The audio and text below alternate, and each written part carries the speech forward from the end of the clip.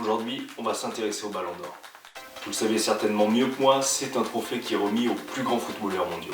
Mais alors ce trophée, est-ce qu'il est si précieux que ça? En fait, ce trophée est composé de deux parties. Une première partie, le ballon, qui résulte d'un travail de repoussage du métal en deux demi-sphères, qui sont ensuite assemblées. Et une seconde partie, le socle, composé de pyrite. Pour ce qui est du ballon, il est composé de deux demi-sphères en laiton et non en or, qui sont assemblées par soudure à la flamme. Ensuite, la sphère qui ressemble plus à une boule qu'à un ballon est transmise à un ciseleur.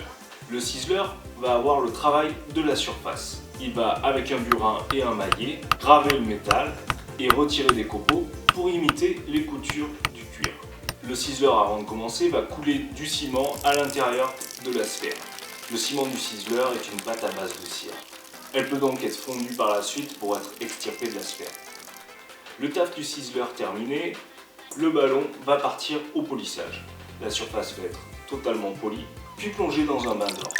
Le ballon recouvert d'or, il va être fixé sur son socle. Le socle est une pierre de pyrite. La pyrite, c'est ce joli minéral.